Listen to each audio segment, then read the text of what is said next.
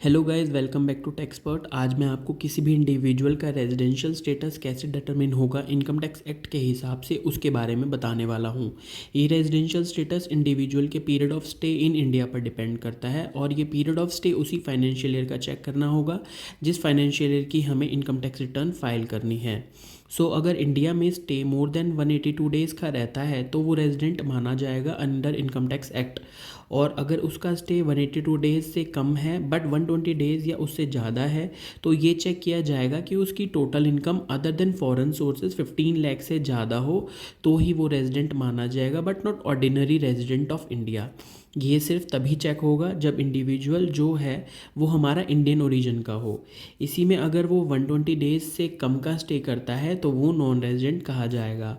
अब मैं आपको ब्रीफ में डिफरेंस भी बता देता हूँ रेजिडेंट और non resident but not ordinary resident में। रेजिडेंट की ग्लोबल इनकम इंडिया में टैक्सेबल होती है और वहीं resident but not ordinary resident की इनकम जो उसने इंडिया में कमाई है सिर्फ वो ही टैक्सेबल होती है इंडिया में। Thanks for watching this video and ऐसी और वीडियोज़ देखने के लिए हमें सब्सक्राइब एंड फॉलो करें।